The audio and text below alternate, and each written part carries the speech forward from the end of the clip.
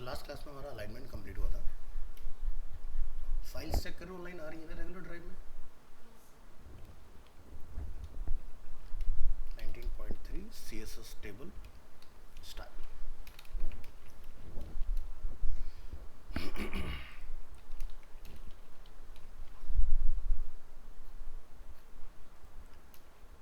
सो table style, और यहाँ पर हम टॉपिक बनाएंगे अपना table padding.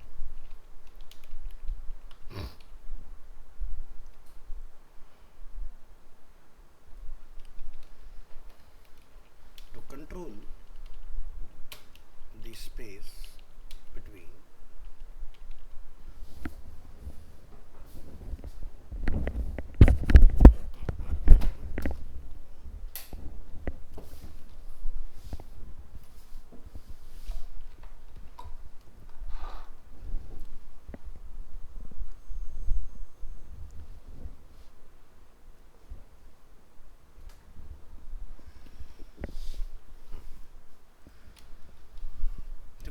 the space between the border and the content in a table, use the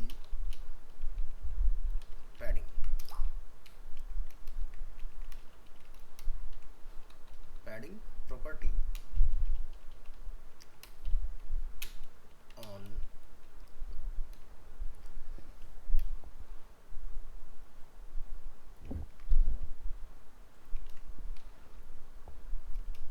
TD and TH elements.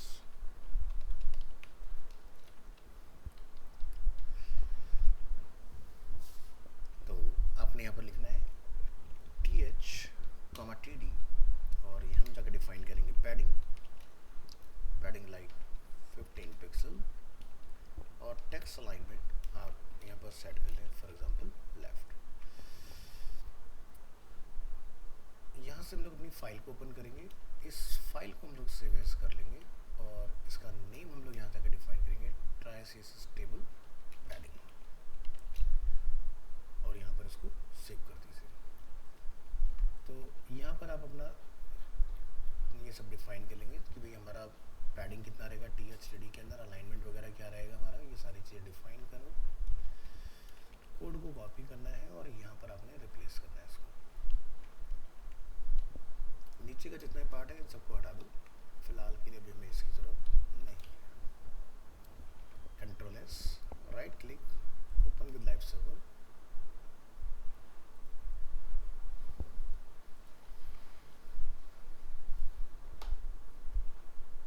Meeting को close करो, जूम आउट करो, और यहाँ से इसकी हाइट को थोड़ा सा इंक्रीज करो, लाइक 5। परफेक्ट। तो यहाँ दिखाई दे रहा है गैप। तो ये गैप जो पॉसिबल हुआ है ये इस प्रॉपर्टी की वजह से पॉसिबल हुआ है। अगर मैं ये हटा देता हूँ तो आप देखेंगे डिफरेंस क्या आ रहा है, टेबल का पूरा स्ट्रक्चर ही बदल गया। और जैसे हम लोगों ने पैडिंग्स के अंदर ऐड ऑन किया अपना, आप देखो टेबल कितना बढ़िया सा खुला खुला फील हो रहा है ना। तो ये पैडिंग का रोल है इसके अंदर। नेक्स्ट H2 से कॉपी करेंगे यहाँ से अपना मैटर, और इसको करेंगे यहाँ पर पेस्ट, कॉल करेंगे यहाँ पर कंट्रोल S। नेक्स्ट बनाएंगे horizontal divider.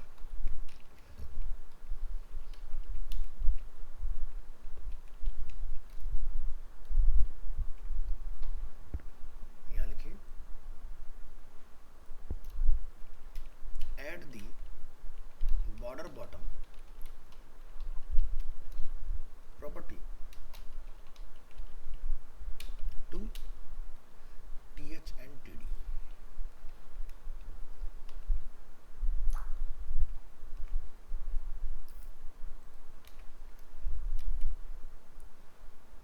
for horizontal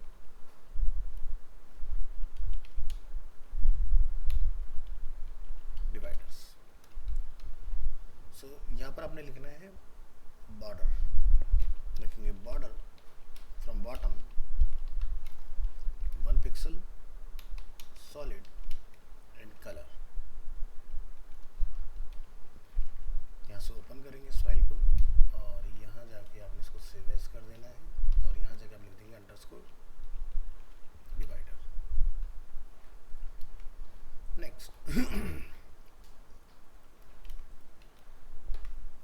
save और डिवाइडर फाइल का पाथ यहाँ पर चेंज कर दो।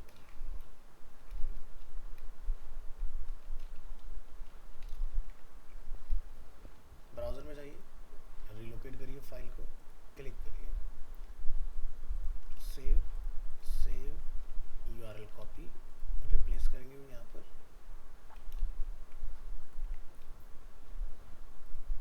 रिफ्रेश, क्लिक, तो दिखाई दे रहा है लाइन सिर्फ नीचे से हमें अवेलेबल हो रहा है। तो इसके पहले वाला जो एग्जांपल है, अगर हम लोग उसको देखते हैं तो हमें वर्टिकल और हॉरिजॉन्टल दोनों लाइंस दिखाई दे रहे हैं। तो सेल के ऊपर भी है बॉर्डर, सेल के नीचे भी है बॉर्डर।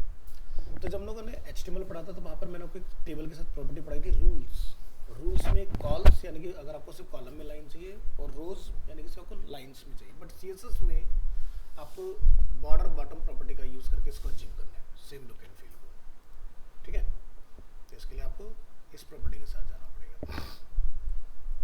इसी तरह से आप टेबल के अंदर होवर अगर कराना चाहते हैं कि भाई माउस है तो माउस होवर इस पे काम करे, तो आप TH और TD टैग के ऊपर होवर की प्रॉपर्टी डिफाइन कर दोगे। कॉपी करेंगे, पेस्ट करेंगे यहाँ पर, यहाँ पर लिखेंगे होवरेबल टेबल,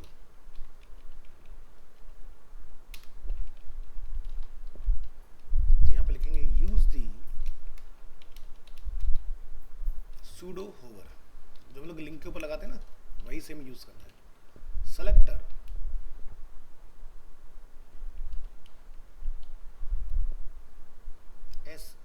SELECTOR ऑन TR, रो पे लगा दोगे तो आपको दोनों पे लिखने की जरूरत नहीं पड़ेगी। To highlight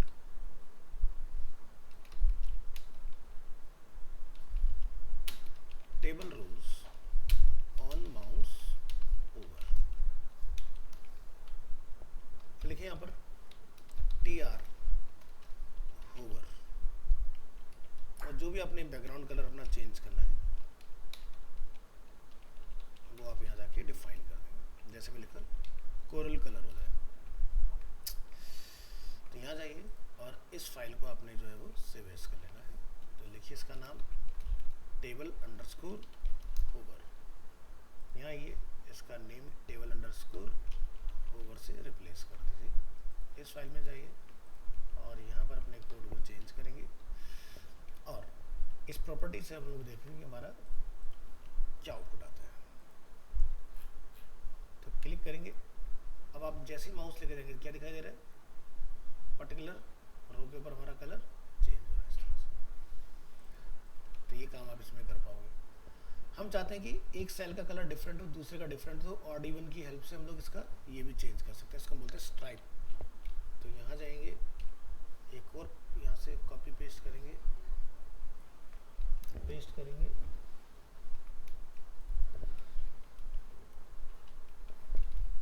stripe tables. तो यहाँ पर आप क्या लिखेंगे TR, और यहाँ पर आप यूज करेंगे nth चाइल्ड ब्रैकेट, इवन की अपने प्रॉपर्टी लगानी। तो इवन पे क्या होगा, जैसे 1 पर नहीं आएगा, 2 पर आएगा, 3 पर नहीं होगा, 4 पर आएगा। ऑड लिख दोगे तो 1, 3, 5 इस तरह से काम करेगा, इवन। और यहाँ पर हमारा जो बैकग्राउंड कलर है वो कुछ डिफरेंट हो जाए, जैसे कि एक लाइटर शेड F2, ये हमने प्रॉपर्टी अपनी यहाँ पर डिफाइन की। और यहाँ पर हम लोग इसके लिए एक्सप्लेनेशन डालेंगे, फॉर ज़ेब्रा स्ट्राइप टेबल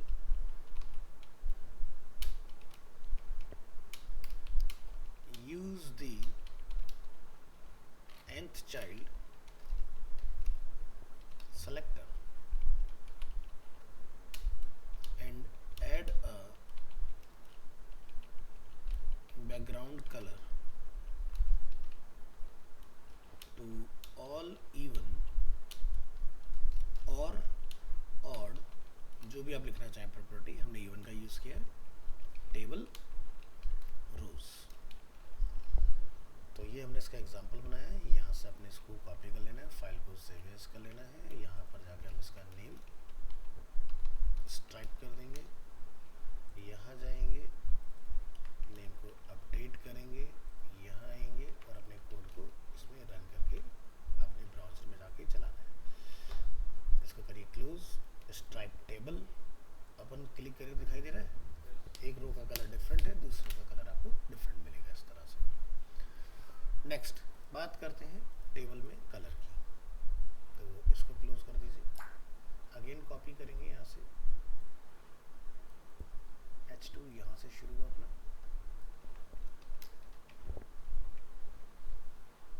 यहाँ लिखेंगे table colour.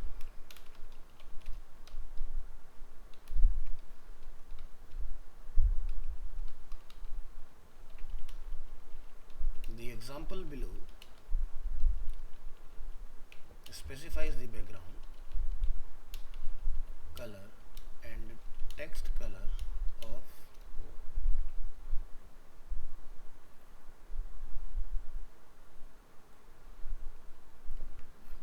TH element.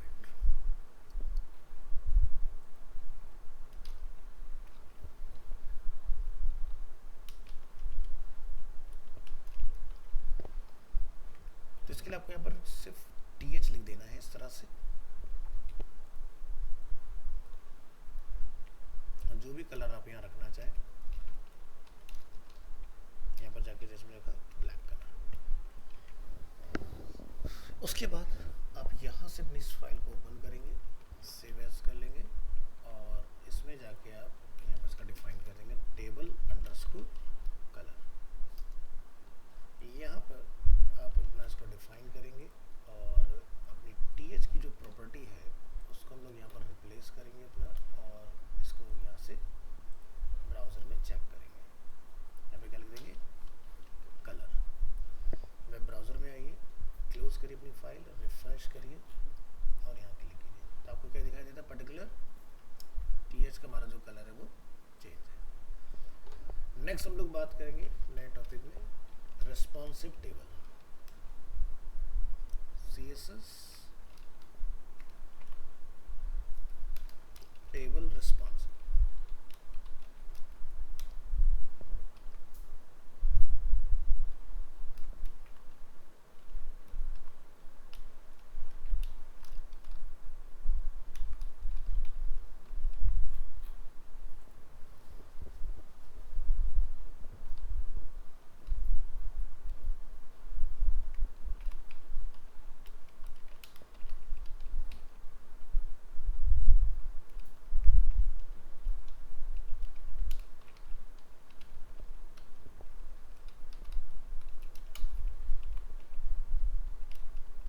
Responsive table will display a horizontal scroll bar if the screen is too small to display the full content.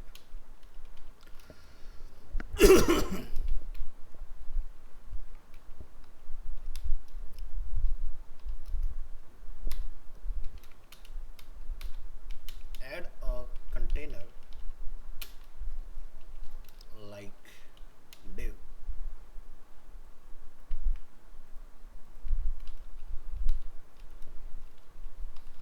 with overflow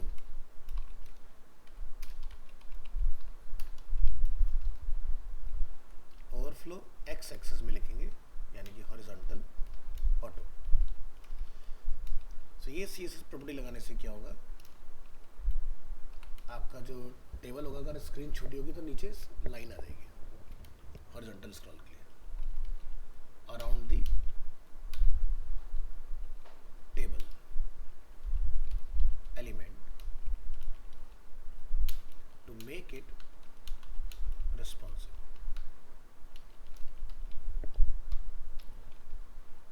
तो यहाँ से लिखेंगे हम लोग div style equal to overflow x auto, और div tag को आप close कर लेंगे इसके अंदर। दिस इज आवर कंटेनर, यहाँ पर डिफाइन करेंगे आप टेबल, और टेबल में जो भी आपने कंटेंट अपना लिखना है वो आप यहाँ लिख देंगे टेबल कंटेंट, और टेबल अपना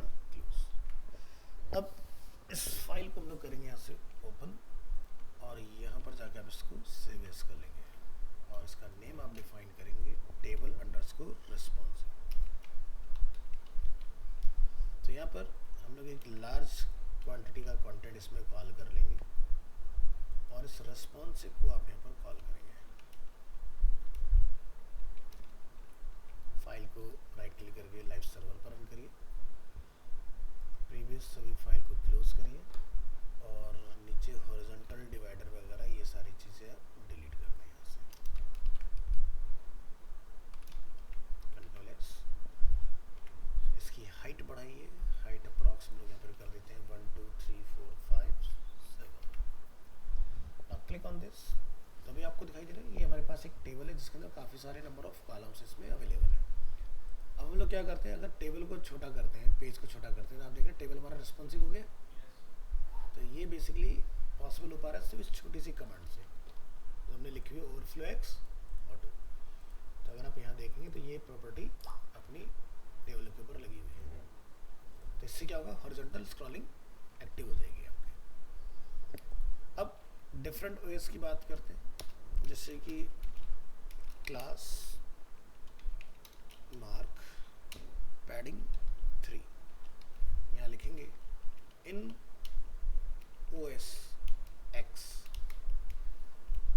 Lion on Mac। तो मैकिन्टोश में scroll bars are hidden by default and only shown when being used, even though overflow scroll is set। ठीक है, तो अब ये मैकिन्टोश का जो OS X लाइन है बहुत पुराना हो गया, तो हम लोग बहुत लेटेस्ट पर आ गए। ठीक है, तब आपको ये मॉडर्न से प्रॉब्लम फेस करने के लिए नहीं मिलेगा।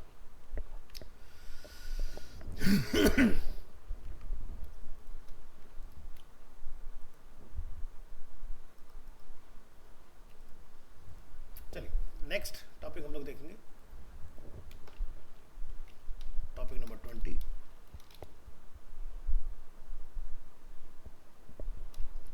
CSS display. हम लोग डिस्प्ले की बात करेंगे।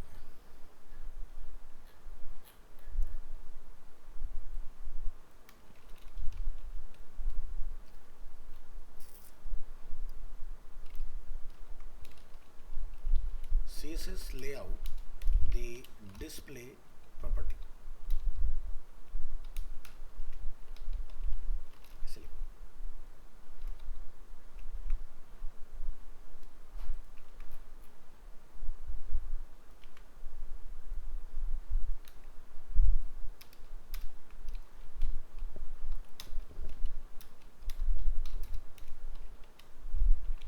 The display property is the most important CSS property for controlling layout।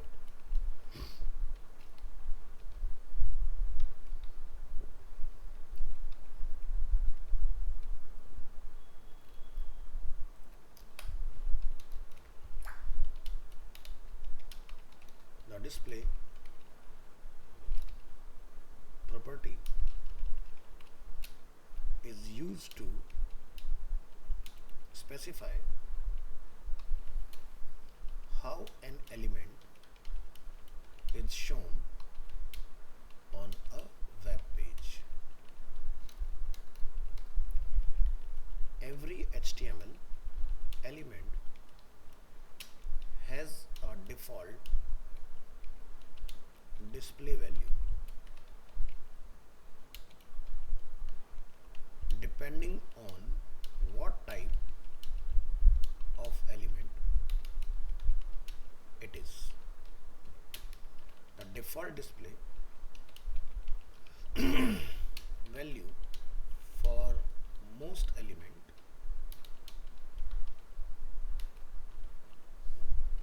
is block or inline.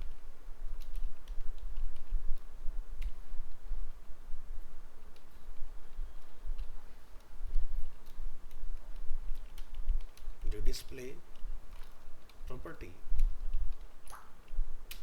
is used to change the default display behavior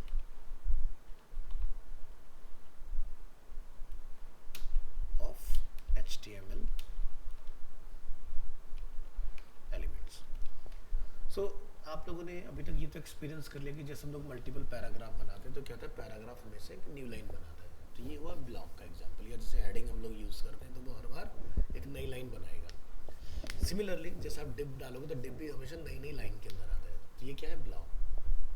in line का एग्जाम्पल जैसे कि हम लोग मल्टीपल लिंक बना रहे हैं, होम सर्विस अबाउट पोर्टफोलियो, तो वो क्या होता है, सब एक ही लाइन में आता है। तो ए टैग इन लाइन का पार्ट। अगर मैं मल्टीपल इमेज डालूंगा तो वो भी एक लाइन में आएंगे, तो वो भी हमारा इन लाइन का पार्ट हो गया। तो हमारे पास डिस्प्ले की ना अलग अलग प्रॉपर्टीज़ रहती है। तो जैसे मैं कुछ एग्जांपल्स के थ्रू आपको समझाने की कोशिश करता हूँ कि हमारे ब्लॉक एलिमेंट कौन कौन से होते हैं। सो यहाँ पर हम लोग जाकर डिफाइन करेंगे HR, H2, यहाँ लिखेंगे block level elements.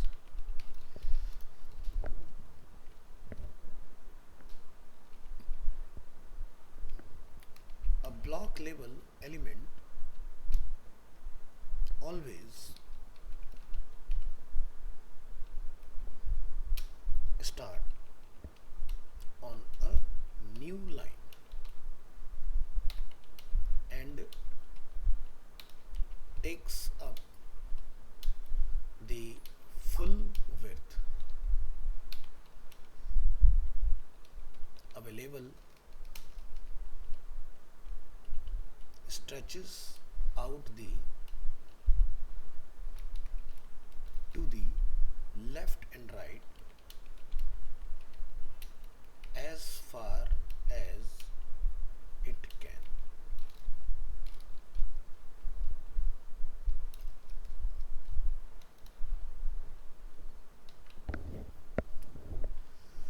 So for example मैं यहाँ पर लिखता हूँ जैसे कि example of block level element div, ठीक है, और इसको हम लोग क्लोज कर लेते हैं।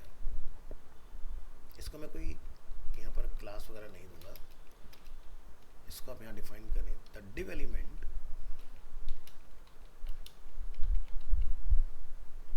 Is a block level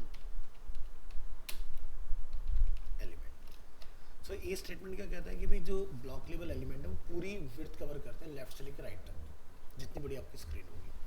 so for example अगर मैं इस डिव को यहाँ लिखता हूँ स्टाइल, और लिखता हूँ बॉर्डर, और लिखता हूँ 1 पिक्सल सॉलिड और कलर लाइक दिस, तो भी जो हमें इसका आउटकम रिसीव होने वाला है ना, आप देख रहे हो पूरी विड्थ ले रहा है यहाँ से लेके यहाँ तक।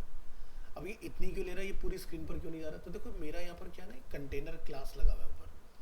अगर मैं इसकी जगह पर फ्लूइड लिख देता हूँ, सो अभी आप एक्सपीरियंस करोगे इसकी विड्थ बढ़ गई, देखो। तो ये ऑटोमेटिक आपका काम करेगा। अब ये बूटस्ट्रैप वाला प्रॉपर्टी चल रहा है, तो इसलिए आपका इस तरह से आ रहा है।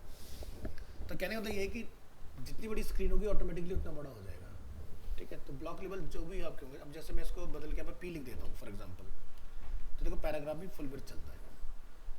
तो जो भी आपके ब्लॉक लेवल एलिमेंट होंगे वो इस तरह से लेफ्ट टू राइट पूरा का पूरा पार्ट कवर करते हैं, left and right as far as it can. चलिए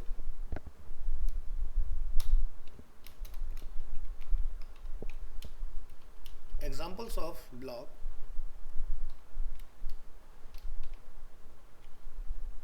लेवल एलिमेंट्स।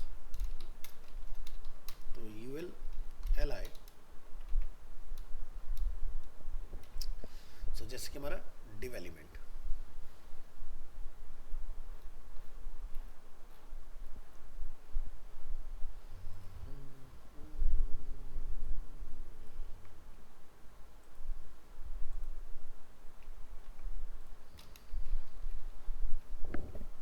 जैसे कि पैराग्राफ, जैसे कि हेडिंग H1 से लेके आपका जो 6 तक चलती है वो सारी, तो मैं इसको लिखूँ H1 to H6 और बीच में क्या लगा देंगे, डैश और LI क्लोज। और क्या हो सकते हैं, फॉर्म टैग, UL टैग भी आपका ऐसे ही होता है, UL और OL। और क्या हो सकता है,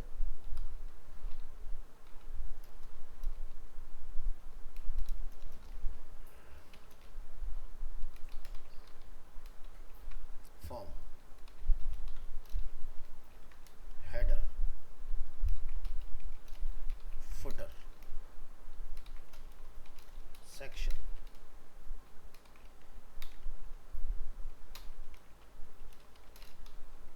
तो ये अपने पास कुछ टैग्स हैं।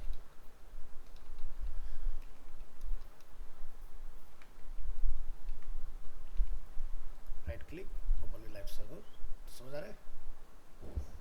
तो ये मैंने कुछ टैग के नाम आता है, ऐसे बहुत सारे टैग हैं। अगर मैं आपको दूसरे बैच का डेटा दिखाऊं,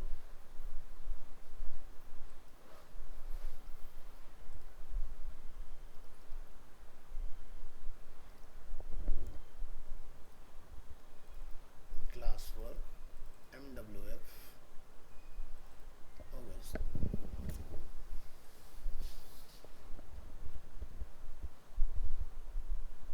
तो यहाँ पर देखो हम लोगों ने ब्लॉक एंड इनलाइन पढ़ा हुआ है। तो यहाँ पर मैंने पूरी लिस्ट डाली हुई है कि कितने नंबर ऑफ हमारे पास टैग्स होते हैं।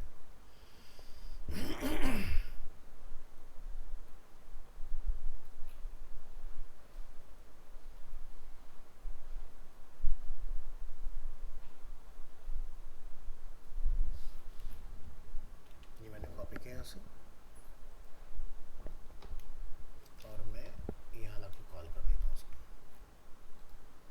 अब जरा वेब ब्राउज़र में अंडरस्टैंड करो कौन कौन से टैग है, address, article, aside, block code, canvas, DD, div, DL, DT, fieldset, figure caption, figure, footer, form, H1 से H6, header, HR, LI, main, nav, noscript, OL, paragraph, pre, section, table, T footer, UL, video. ये जितने भी tag हम लोग देख रहे हैं ये सब क्या है, आपके ब्लॉक, यानी कि जहाँ भी ये टैग डालोगे तो अपना आप ही न्यू लाइन में आएगा।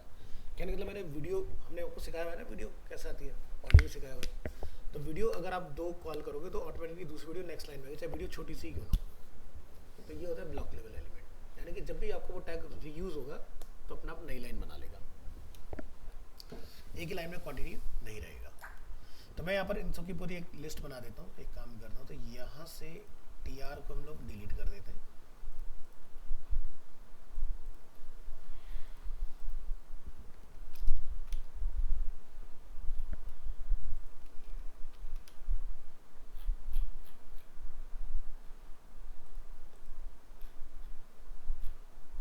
और इन सभी को पकड़ के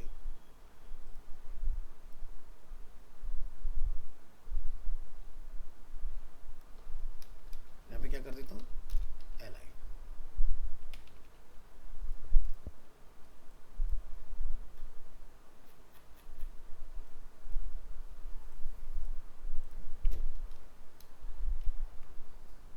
हमने सेट कर दिया इस तरह से कुछ। अब आपको ऊपर वाले की ज़रूरत नहीं है, हमारे सारे टैग आ गए इसके अंदर। आपको सब पता रहेगा कौन कौन से टैग होते हैं हमारे ना, क्लियर है। नीचे 3 खाली, इनको हटा दो, इनकी जरूरत नहीं है। तो ये बने अपने सारे ब्लॉक लेवल एलिमेंट्स, आपको याद रहेंगे, फिंगर टिप करेंगे आपकी चीज़ कि कौन कौन से होते हैं। इसी तरह से हम लोग बात करते हैं इनलाइन एलिमेंट की।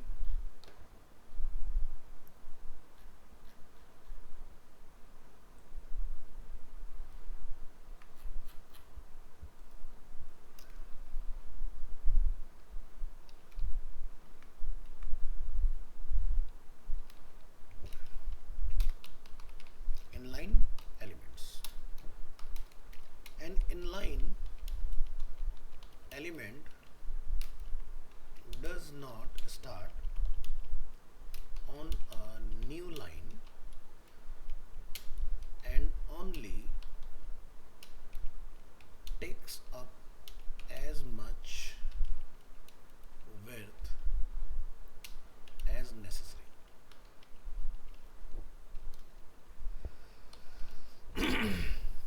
एग्जाम्पल मैं यहाँ पर क्या करूँगा, इस पेन को मैंने बंद किया और मैंने इसके आगे लिखा पैराग्राफ टैग, और पैराग्राफ को मैं इसके बाद में क्लोज कर रहा हूँ, राइट। यहाँ जाकर लिखा दिस इज, यहाँ लिखता हूँ एन इनलाइन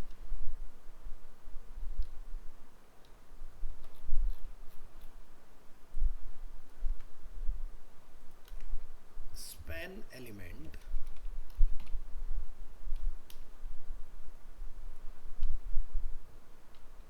क्या लिखते हैं, इनसाइड अ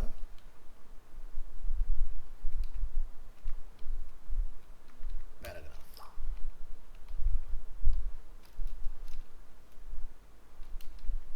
तो हमने पैराग्राफ के अंदर क्या यूज करें, स्पैन।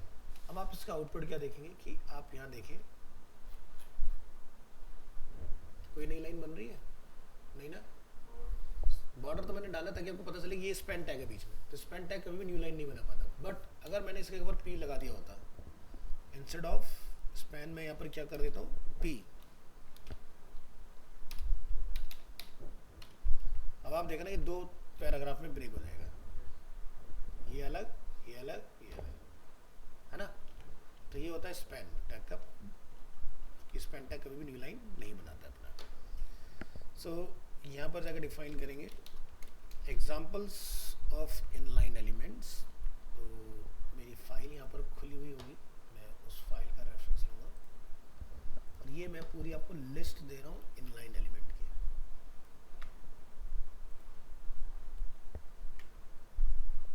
ये सारे आपके इनलाइन एलिमेंट हैं।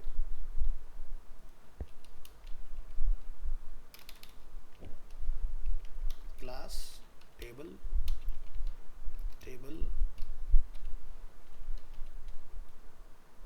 स्ट्राइप, आ गए सारे, ठीक है। तो ये सारे आपके इनलाइन। तो इसको मैं एक उसमें डाल देता हूँ क्योंकि ऐसे ना बहुत बड़े आ रहे हैं, अच्छे नहीं लग रहे देखने, जगह ज़्यादा कंज्यूम कर रहे हैं।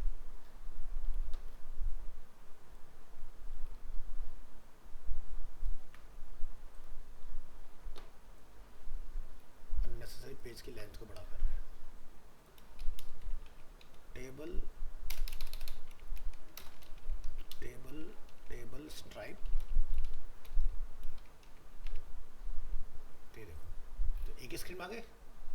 तो ये क्या हो गया हमारे ब्लॉक लेवल, ये क्या हो गया हमारे सारे इनलाइन। तो समझ में आ रहा है, ए टैग, एब्रिविएशन, एक्रोनियम, इसमें बहुत सारे टैग आप पढ़ चुके हो, ठीक है। तो ये था आपका इसका एग्जाम्पल। तो टेबल में अगर बॉर्डर भी दिखाना चाह रहे हो तो आप यहाँ पे लिख सकते हो जाके टेबल बॉर्डर के नाम से। ये जब बूटस्ट्रैप सीखोगे तब आपको पता चलेगी जो मैं क्लासेस यूज़ कर रहा हूँ, बट ये मैंने आपको बनाना सिखा दी, मैनुअली कोडिंग से कैसे बनती है चीज़ें, समझ आ गया। चलो नेक्स्ट टॉपिक रहेगा हमारा max width.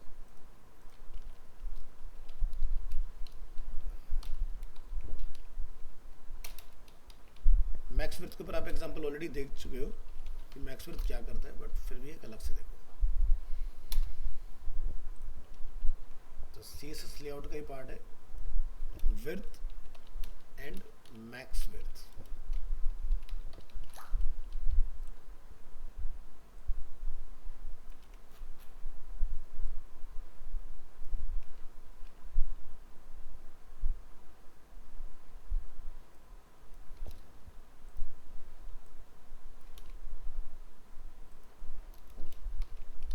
Using width, max width and margin auto.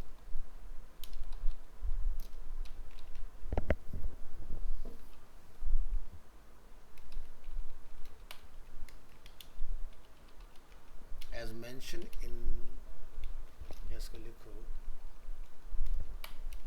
a block level element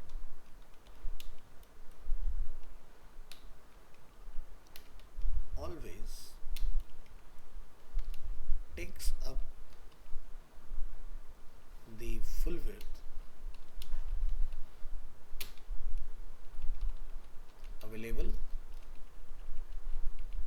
stretches out to the left and right as far as it can.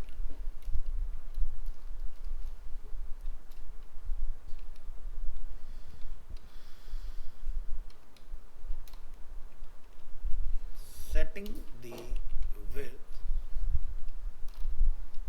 of a block level element will prevent it from stretching out to the edges of its container. Then you can set the margins to auto. To horizontally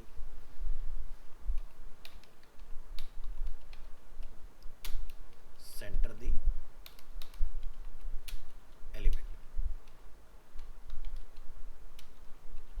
within its container.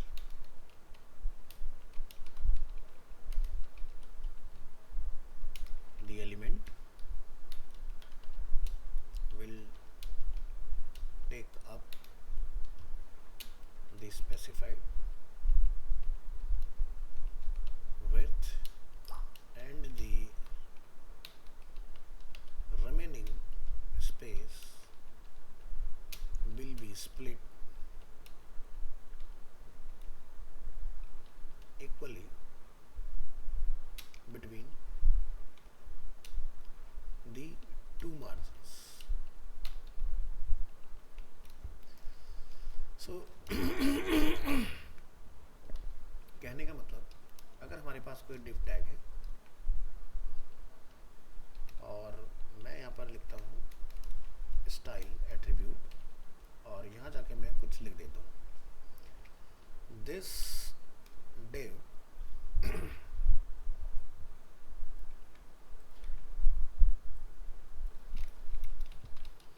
this div element has a width of 50%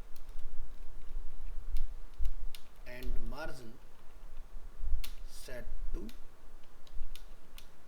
auto, right? तो देखो normally होता क्या है, अगर मैं इसको यहाँ बना देता हूँ और फिलहाल मैं इसको बॉर्डर दे देता हूँ, border like 2 pixel solid and colour, और इसको लिटरली पैडिंग ऑफर कर दो 10 pixel 5 pixel, right? Web browser में आइए, इस फाइल को ओपन कर लीजिए, तो ये आपको डिव दिखाई दे रहा है। सो ये डिव क्या कर रहा है, अभी फुल विड्थ ले रहा है अपनी, है ना? मैं इसको जिस एरिया के अंदर ये है मैं उसका छोटे साइज में कर देता हूँ, तो मैं यहाँ पर जाके क्या लिखूँगा, width of this div is 50%, छोटा हो गया। तो हम लोग यहाँ पे क्या पढ़े, setting the width of a block level element will prevent it from stretching out to the edges of its container. देखो स्ट्रेच आउट नहीं कर रहा ना बाहर तक। Then you can set the margin to auto to horizontally center the element. अब मैं चाहता हूँ कि ये जो मेरा डिव है ये इस विड्थ के अंदर यहाँ से लेके यहाँ तक इसके बीच में आ जाए, तो जो भी आपके पास 50% बचा वो स्प्लिट हो जाएगा 25% लेफ्ट 25% राइट, तो ये दोनों तरफ से बीच में आएगा। देखो मैं यहाँ पे जाके क्या लिखता हूँ, मार्जिन ऑटो, क्या दिखाई दे रहा है? ये स्टेटमेंट आपका जस्टिफाई हो गया। The element will take up the specified width and the remaining space will be split equally between the two margins from left from right. हमने क्या लिखा, मार्जिन ऑटो। यहाँ देखो क्या लिख रहे हैं, मार्जिन ऑटो। तो बॉर्डर मैंने किसने डाला आपको दिखाने के लिए, पैडिंग मैंने डाला ताकि थोड़ा सा गैप बने, लेकिन हम इसमें दो प्रॉपर्टी के ऊपर ध्यान दे रहे हैं, which is width 50% and margin auto. Otherwise अगर आप ये नहीं डालोगे तो विड्थ ना डालने से ये पूरी विड्थ कवर करेगा जिस भी साइज के अंदर ये डाला होगा, है ना? तो इस तरह से हम लोग टेबल में तो क्या होता है, अलाइन सेंटर लिख देते हो आप एट्रीब्यूट, तो आपका सेंटर हो जाता है, ठीक है। बट यहाँ पर ऐसे नहीं चलेगा काम, यहाँ पर आपको मार्जिन के हेल्प से काम लेना पड़ेगा।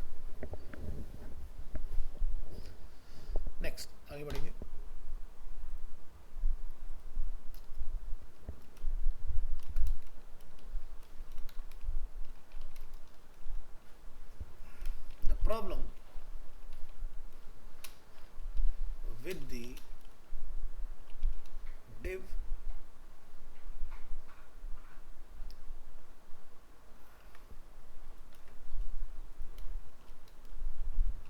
above occurs when the browser window is smaller than the width of the element. The browser then adds a horizontal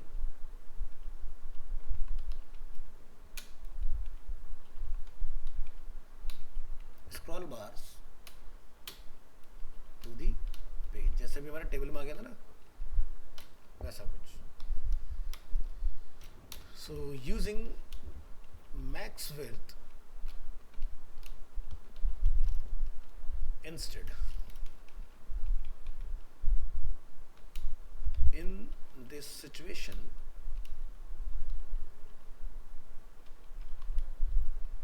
will improve the browser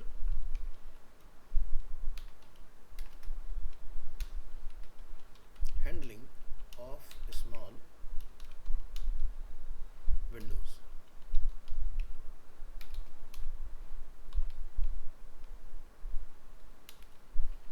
This is important when making a site usable on small devices. तो देखो अभी हमारी जो width है ना ऊपर वो है 50%. तो परसेंटेज में अगर चलते हैं परसेंटेज ऑटोमेटिकली क्या होता है, फ्लेक्सिबल होता है, स्केलेबल होता है. तो जरा ट्राई करके देखो, हमें अभी यहाँ पर कोई प्रॉब्लम नहीं मिलनी चाहिए. सब लोग यहाँ पर आते हैं, आप क्या देख रहे हो कि परसेंटेज होने की वजह से वो मेरा डिप ऑटोमेटिकली अपनी विड्थ का 50% ही हो रहा है ना. सो यहाँ पर आप नीचे देख रहे हो कुछ स्क्रॉलिंग हमें दिखाई दे रही है. ये स्क्रॉलिंग किसके साथ आ रही है, टेबल के साथ. अभी टेबल में ऐसा क्यों हो रहा है, क्योंकि भाई इस टेबल को हमने रिस्पॉन्सिव नहीं बना रखा. तो ये वाला टेबल अगर मुझे रिस्पॉन्सिव बनाना हो, वैसे तो इसमें रहेगा नहीं है, बट इसको रिस्पॉन्सिव बनाने के लिए हम लोग क्या करते हैं, यहाँ पर हम लोग लिखते हैं प्रॉपर्टी डिव, और यहाँ पे लिखते हैं क्लास, क्या लिखते हैं, टेबल रिस्पॉन्सिव.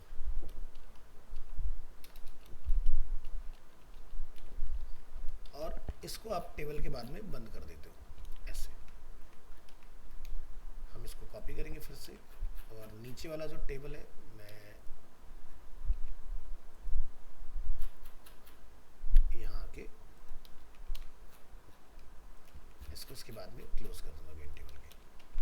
अभी आप डिफरेंस देखोगे, क्या डिफरेंस आ रहा है. क्या आपके बार मुझे कोई नीचे स्क्रॉलिंग दिखाई दे रही है, नहीं आ रही ना, बट स्क्रॉलिंग है. कहाँ पर है, इसके अंदर. ये आप सीख चुके हो ना कैसे बनाते हैं मैनुअली, ओवरफ्लो, एक्स, ऑटो, है ना. तो ये पेज में नहीं है, ये पर्टिकुलर कंटेंट पर है हमारी स्क्रॉलिंग.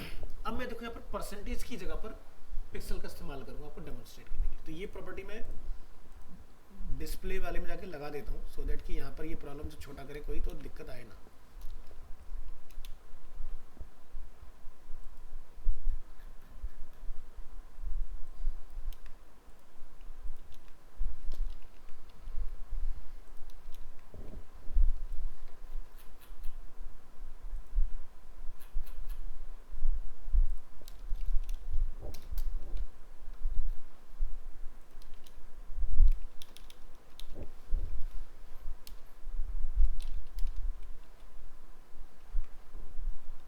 सेट कर दिया. तो फिलहाल हमें इस एग्जांपल में इसकी जरूरत नहीं है, इसको हम लोग डिलीट कर देंगे. उफ शिट, ज़्यादा डिलीट कर दिया, यहाँ तक का डिलीट कर दिया. Right click, open with live server. So चलिए, तो हमने यहाँ पे लिखा था 50%, बट मैं इसको यहाँ पे लिखूंगा 600 पिक्सल. ठीक है, अब ये छोटा नहीं हो पाएगा, समझ रही बात. हमने क्या कर दिया, 600 पिक्सल. अब आप देखोगे क्या हो रहा है, बड़ा है तो सही है, लेकिन जब छोटा किया तो इसने स्क्रॉलिंग दे दी मुझे. परसेंटेज में स्क्रॉलिंग नहीं आती, फिक्स विड्थ में स्क्रॉलिंग आती है. तो अब हम इसको सेट करेंगे. किसकी हेल्प से? मैक्सिमम विड्थ की हेल्प से। तो मैंने ये आपको स्क्रॉलिंग दिखाने के लिए जानबूझ के इसको रखा। अगर मैं 500 रखूंगा ना तो शायद ये आए ना आए, मैं एक बार जरा चेक कर लेता हूँ। अगर आ जाता है तो वेल एंड गुड है। तो बहुत हल्का सा आ रहा है ना के बराबर, इसलिए मैंने 600 का रखा हुआ है। इसमें आपको अच्छे से स्क्रॉलिंग दिखाई देगी। चलिए अब इस एरर को फिक्स करेंगे अपन। यहाँ पर कहीं पर एक आई लगा हुआ है एक्स्ट्रा, उसको जरा ढूंढो कहाँ लग गया हमसे। CSS लेआउट,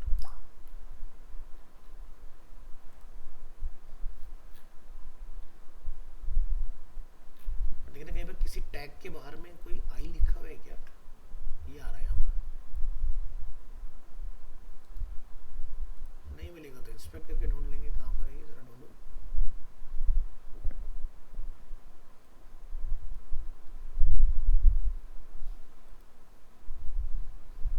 टाइटल टैग के ऊपर कहीं लग गया है।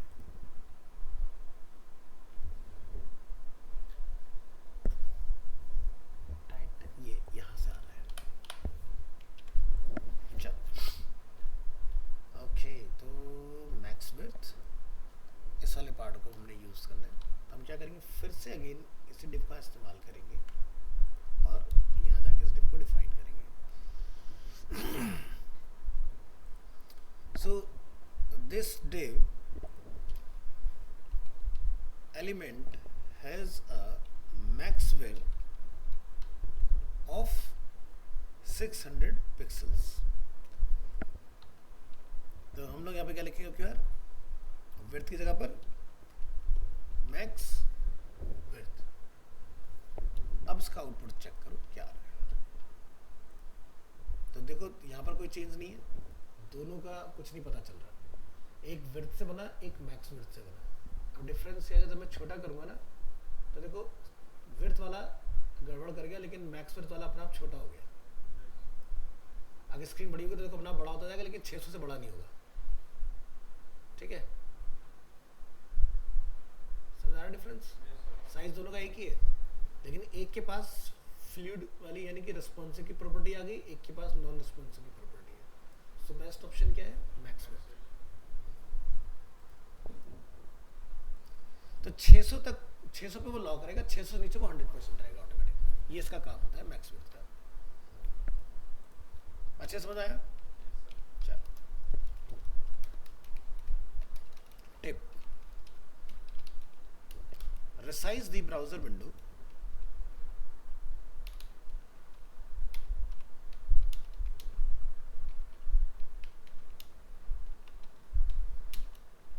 to less than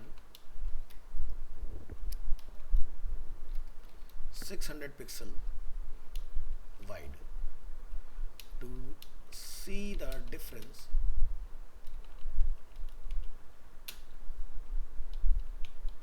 between the two divs। So यहाँ पर हम डिफाइन करेंगे H3, यहाँ लिखेंगे एग्जाम्पल, और मैं यहाँ से टेक्स्ट एरिया को करूँगा कॉपी, यहाँ पर लाके मैं करूँगा इसको कॉल, इसके अंदर के मैटर को ले जाते हैं लेफ्ट, और मैं यहाँ पर 2 डिव बना लेता हूँ रेफरेंस के लिए, और यहाँ से आप इस वाली प्रॉपर्टी को करेंगे कॉपी, यहाँ पर करेंगे call after the text area, file को ओपन करेंगे, इसको सेव एज करेंगे, और इसका नाम हम लोग यहाँ पर चेंज कर देंगे ट्राई CSS मैक्स विड्थ, और यहाँ पर हम लोग इस एग्जांपल को रखेंगे और यहाँ पर मैक्स विड्थ को डिफाइन करेंगे।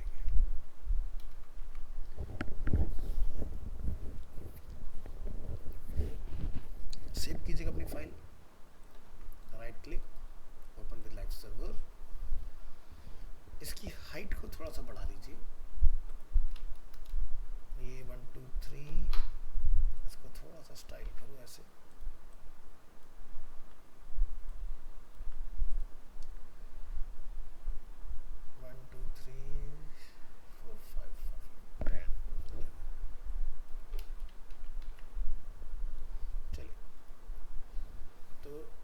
आप इसको छोटा बड़ा करके देखो तो दिखाई दे रहा डिफरेंस, ये चीज़। तो इस तरह से आप इसको चेंज वगैरह करके देख सकते हो। ओके, तो ये था अपना मैक्स विड्थ। अब हम लोग बात करेंगे पोजीशन की। CSS position,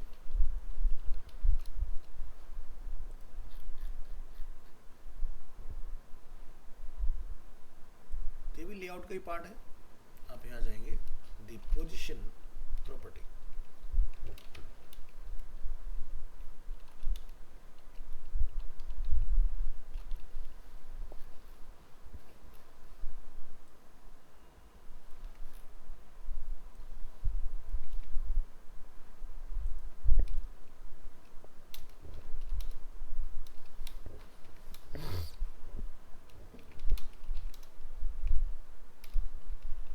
the position property specifies the type of positioning method used for an element: static, relative, fixed, absolute और sticky। और ये जो हम लोग अब पोजीशनिंग सीखने वाले हैं बहुत काम आती है आपकी वेबसाइट को बनाने में। तो जैसे देखते हो आजकल जो वेबसाइट होता है उसमें नेविगेशन टॉप में चिपका रहता है, वो मूव नहीं होता। जिसमें आपको एग्जांपल दिखाने की कोशिश करूंगा। लेट्स से एक एग्जांपल हमने ओपन किया जिंदल ऑटो केयर। अब आप पूरी वेबसाइट को चला लो लेकिन नैव बार अपनी जगह से नहीं हिल रहा, लॉक है ना ऊपर। तो ये लॉक कैसे हो रहा है? With the help of positioning. ठीक है, पोजीशन से इसको लॉक किया है। तो पोजीशन में क्या लगी है? फिक्स लगी हुई है। फिक्स कहाँ से? टॉप से। ठीक है, यहाँ आएंगे तो ये हमारे सारे डिफरेंट टाइप्स ऑफ प्रॉपर्टी होते हैं। यहाँ जाके हम डिफाइन कर देंगे the position property.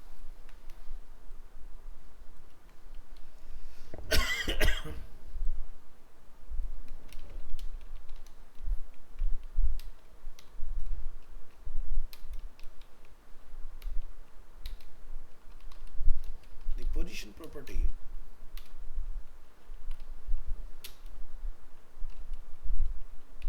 specifies the type of positioning method used for an element. So यहाँ पर हम डिफाइन कर लेंगे UL, LI और यहाँ लिखेंगे there are 5 different position values: static, relative, fixed, absolute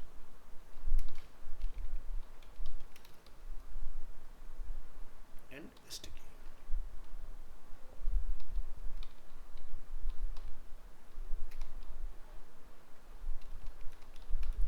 Elements are then positioned using the top, bottom, left and right properties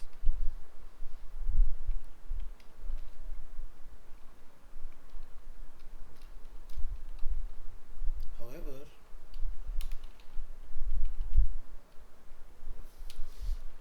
these properties will not work unless the position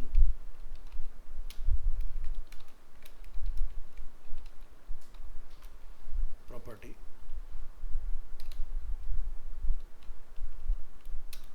is set first.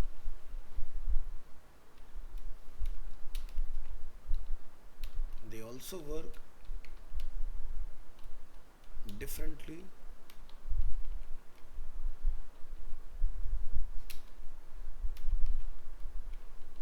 Depending on the position value.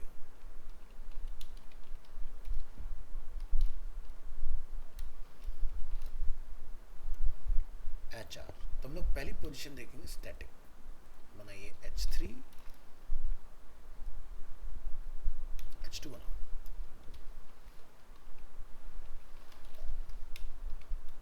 Position static.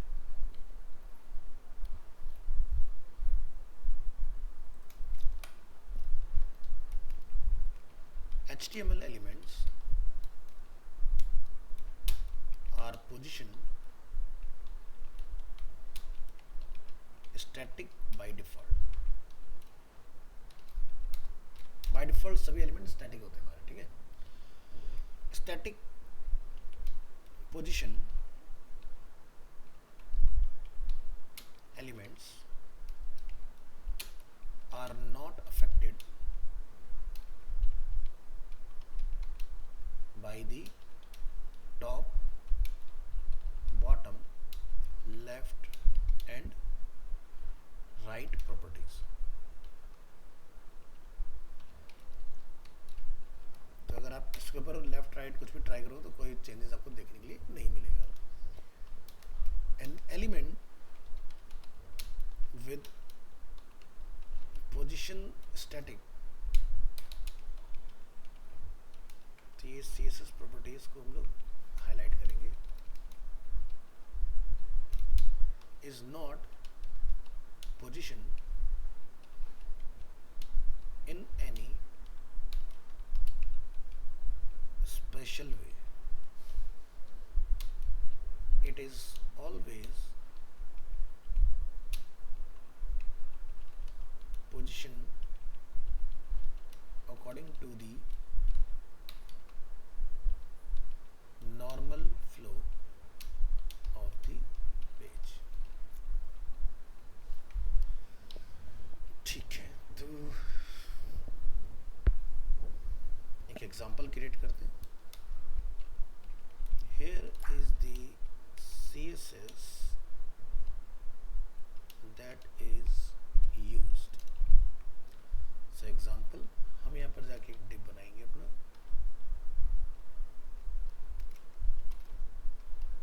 और एक class बना लेते हैं static के नाम से, और यहाँ लिखते हैं पोजीशन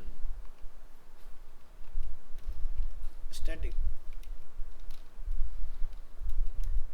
और border 3px solid and black, like this. तो यहाँ पर हाइट सेट कर दो उसकी लाइक 4। फाइल को सेव ओपन करेंगे, इसको यहाँ पर सेव एज करेंगे इसको, और इसका हम लोग नेम रखेंगे पोजीशन स्टैटिक। यहाँ पर इसको लाके रिप्लेस,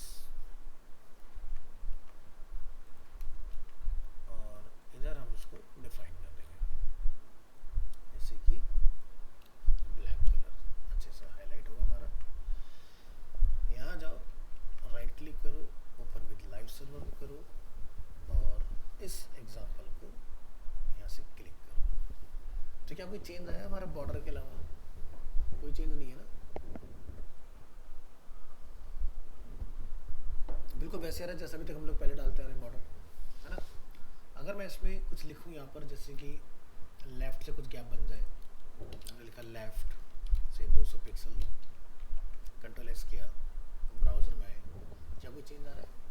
नहीं आ रहा ना इसमें।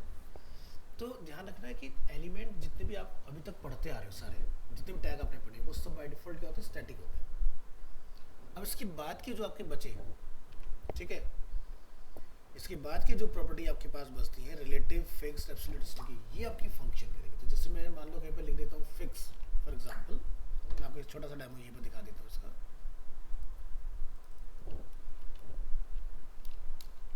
अब जरा देखना आउटपुट में कुछ डिफरेंस आ रहा है, चेंज हो गया। तो इस तरह से चलिए आगे बढ़ेंगे प्रॉपर्टीज के अंदर। हम लोग बात करते हैं इसके बाद, ये था हमारा position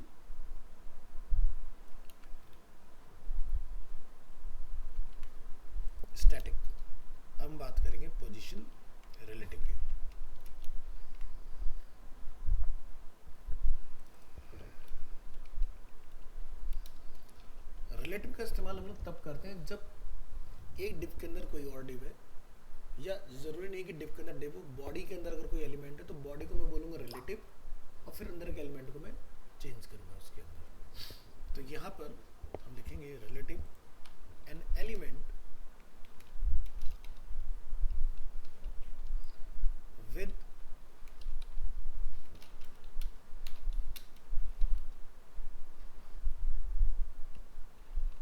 position relative is position relative to its normal position.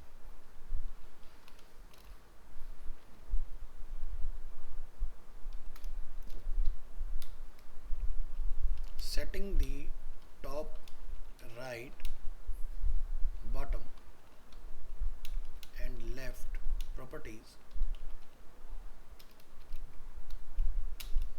of a relatively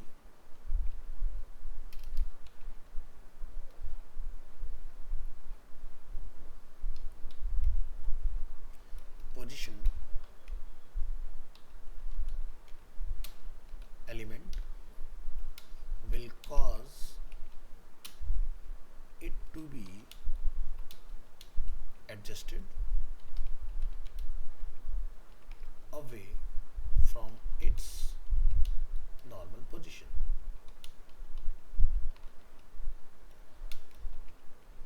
Other content will not be adjusted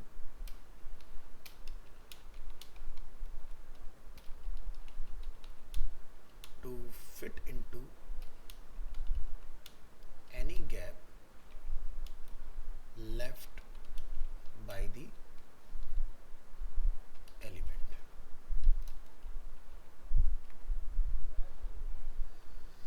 तो यहाँ पर हम यूज़ करेंगे CSS में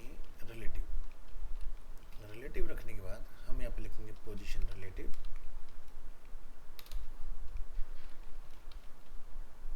बॉर्डर जो भी आप रखना चाहें, और हम लेफ्ट से कुछ गैप मेंटेन कर लेते हैं इसके अंदर, लाइक 30 पिक्सल, ये हमने इसमें गैप डिफाइन कर दिया इस तरह से। फाइल को सेव एज करेंगे, रिलेटिव फाइल को हमने सेव किया, ब्राउजर में ओपन करेंगे इसको, यहाँ पर कोड को पेस्ट करेंगे, लिखेंगे रिलेटिव। अब आप यहाँ पर ध्यान से देखें क्या लिखा है, इस डिव के ऊपर रिलेटिव की क्लास लगी हुई है, तो यानी कि मैं लेफ्ट से अगर कोई गैप दूंगा तो ये वर्क करना चाहिए इसके ऊपर।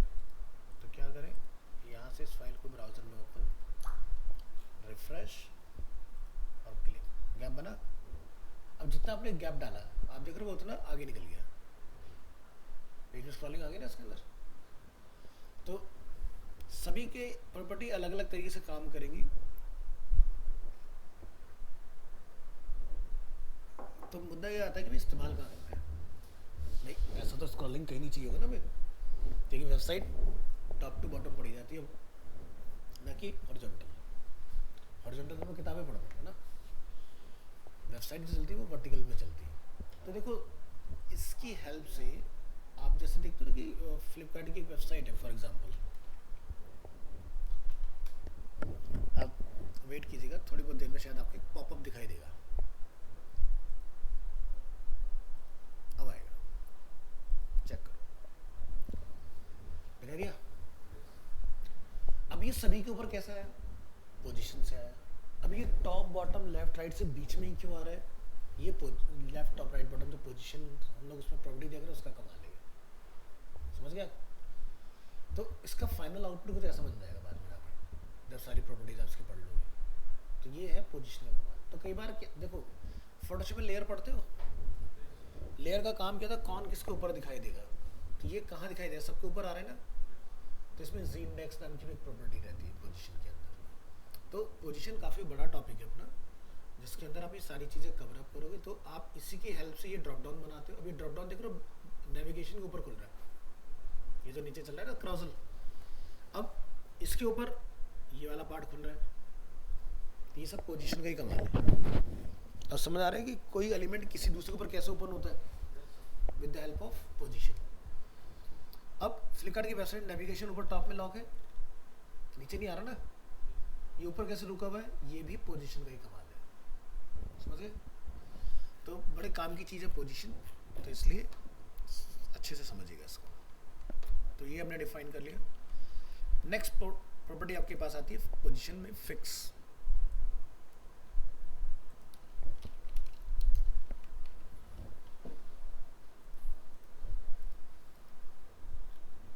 पोजीशन रिलेटिव, इसमें थोड़ा सा कोड की हाइट बढ़ाओ।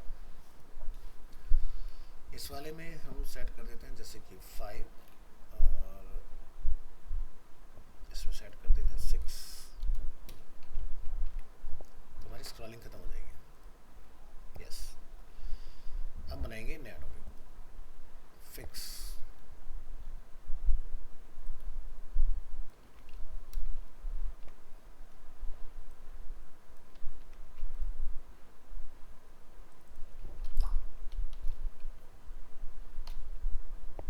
An element with position fixed is position relative to the viewport.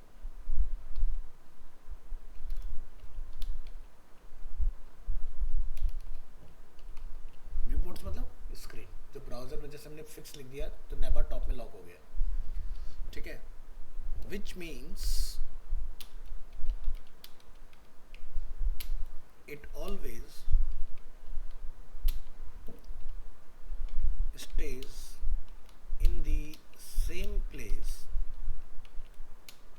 even if the page is scrolled। अब मतलब समझाया कि नेवर टॉप में क्यों चिपका हुआ है, क्योंकि हमने उसको पोजीशन फिक्स बताया हुआ है, तो पेज को आप स्क्रॉल भी कर लो वो वहीं रहेगा, हिलेगा नहीं। The top, right, bottom and left properties are used to position the element।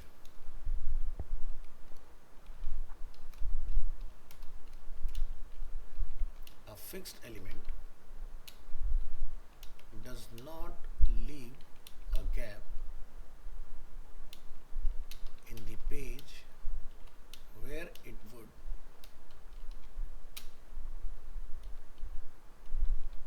normally have been located। Notice the fixed element in the lower right corner of the page. Here is the CSS that is used for that। हम यहाँ जाकर define करेंगे fixed. मैंने इसको बोला bottom से इसकी position 0 हो जाए, राइट से इसकी पोजीशन 0 हो जाए, विड्थ जो है इसका तकरीबन 300 रहे, और ये इसका कुछ बॉर्डर वगैरह रहेगा इसका।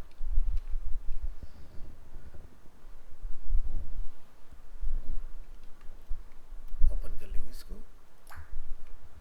फाइल को सेव एज करेंगे, फिक्स्ड, और यहाँ पर हम इसको ट्राई करके देखेंगे क्या इसका आउटपुट है। सो जाइए अपने वेब ब्राउज़र में, रिफ्रेश करेंगे तो अब आप यहाँ नोटिस कीजिएगा इधर बॉटम में हमारा जो कंटेंट है वो दिखाई देगा आपको, दिखाई दे रहा है, this div element has position fixed. अब इससे क्या मतलब समझ में आया। अब जैसे BSCS की हम वेबसाइट पर आते हैं, BSCS दिल्ली। अब मान लो आपने यमुना से अगर आपका चला तो आप यमुना पर आ जाओ, तो आप यहाँ देख रहे हो नीचे कुछ ये आ रहा है, दिखाई दे रहा है।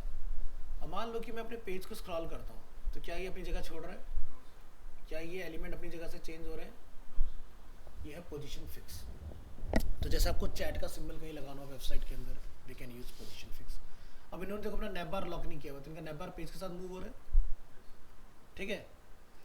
तो रिक्वायरमेंट देखी जाती है कहाँ पर हमें किस तरह से काम करना। अब चाहे तो VSCS वाले अपना ये जैसे माई अकाउंट पेमेंट इस चीज़ को टॉप पे लाके रोक सकते हैं अगर पेज के अंदर इस यूज़र ज़्यादा स्क्रॉल कर लेता है। जैसे मैंने पेज का को घटाया तो आप देख रहे हैं ये पूरा ही मूव हो रहा है, तो यानी कि यूज़र नीचे आ गया तो बाकी का ऑप्शंस कैसे ढूंढने का दिक्कत आएगी ना, तो ये लॉक होना चाहिए। अब इन्होंने क्या करा, अगर आप यहाँ ध्यान से देखो तो टैबलेट यूज़र के लिए इन्होंने कुछ चेंजेस कर रखे हैं। देख लो आइकन छोटे हो गए, ऐसे बना दिया, क्योंकि नहीं तो मोबाइल में इतने बड़े बड़े आइकन सही से नहीं आएंगे ना। तो इन्होंने ये सब हटा दिया, सिर्फ सिंबल छोड़ दिए। जैसे रुपीज़ का सिंबल है तो पेमेंट से रिलेटेड है, पर्ची का सिंबल आ रहा है तो बिलिंग से रिलेटेड है, क्विक एक्सेस, सस्टेनेबिलिटी, इस तरह से इन्होंने अनाउंसमेंट वगैरह के अपने ऑप्शंस बनाए हुए। ऑलराइट, तो चलो आगे देखते हैं। तो पोजीशन फिक्स समझ में आया किस तरह से काम कर रहे हैं, यानी कि जहाँ भी आप लिख दोगे फिर ये उसके साथ लॉक हो जाएगा उस जगह पर। तो ये व्यू पोर्ट पर चलता है, पेज पर चलता है, इसका किसी एलिमेंट से कोई लेना देना नहीं होता। नेक्स्ट है हमारे पास property absolute.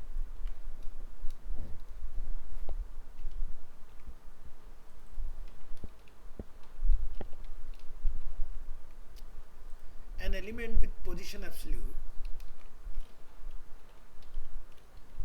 is position relative to the, जैसे इसमें था view port, relative to the nearest position ancestor.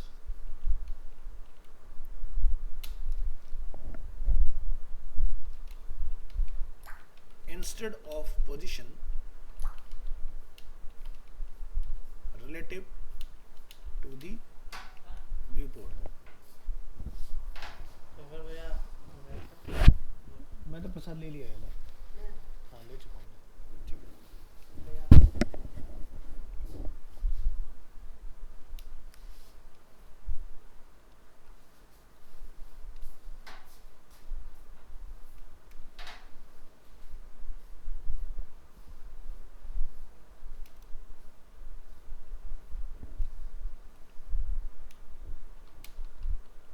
Like fixed.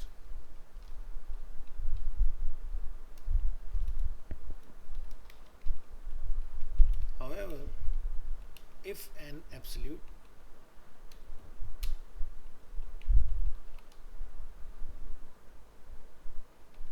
position element has no position ancestor, it uses the document body and moves along with page scrolling.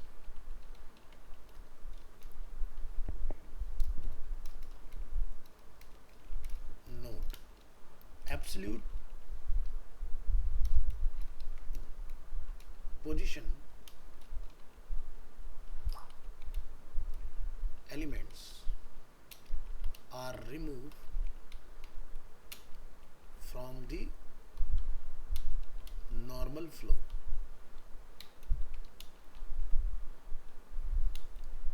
and can overlap elements.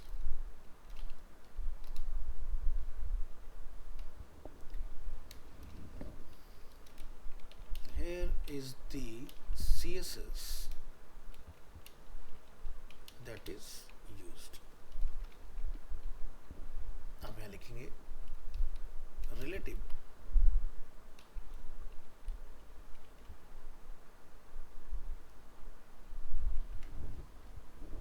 और यहाँ पर आप लिखेंगे relative,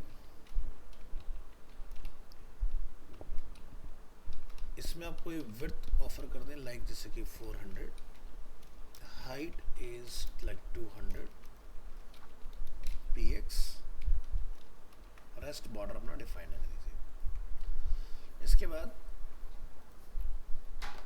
यहाँ पर आइए, इस file को आपने सेव एज कर लेना है और इसका नेम हम लोग यहाँ पर रखेंगे एब्सोल्यूट। एब्सोल्यूट के लिंक को यहाँ डिफाइन करिए। अब जब आप एब्सोल्यूट ट्राई करते हो तो दो चीज़ें एक साथ चलती हैं, रिलेटिव, और रिलेटिव के साथ आपको लिखना पड़ता है एब्सोल्यूट। तो हम लोग एक और डिव बनाएंगे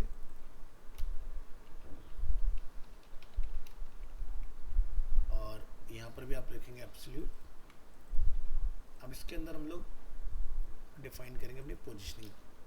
तो लिखेंगे जैसे कि टॉप से कितना हो जाए 80 पिक्सल, राइट से 0 हो जाए, विड्थ इसकी 200 और हाइट इसकी 100। इस तरह से आपने अपना CSS लिख लेना है। तो 1 2 3 4 5 6 7 8 9 10 11 12 13 14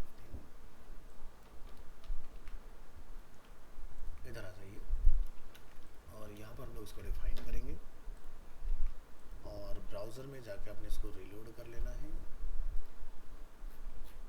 नीचे आप यहाँ पर क्लिक करेंगे तो दिखाई दे रहा है। तो पहले वाला क्या था, वो पूरे व्यू पोर्ट के अकॉर्डिंग चल रहा था, अब ये किसके अकॉर्डिंग चल रहा है, अपने पेरेंट के अकॉर्डिंग। हमने इसको क्या बोला, पोजीशन राइट में कितनी हो जाए 0, तो किसके अकॉर्डिंग हुआ, इसके अकॉर्डिंग। इसकी विड्थ कितनी है 400। अब मान लो मैं इसकी विड्थ को जाकर 600 कर देता हूँ यहाँ पर टेस्टिंग के लिए, जरा डिफरेंस देखो, इसी के हिसाब से चल रहा है ना वो। तो यानी कि ध्यान रखना, जब आप पोजीशन एब्सोल्यूट की बात करते हो तो पेरेंट को हमें क्या देना है, रिलेटिव। अगर आपके पास पेरेंट नहीं है तो ये बॉडी का रिलेटिव अपने आप हो जाता है खुद से, समझ गए। बट रिलेटिव चाहिए तभी आपका बेसिकली काम करता है, अदरवाइज वर्क नहीं करता है। और नेक्स्ट हमारे पास आता है पोजीशन में स्टिकी, कंट्रोल एस। तो स्टिकी पोजीशन हम लोग नेक्स्ट क्लास में देखेंगे कि किस तरह से आप इसको यूज करोगे।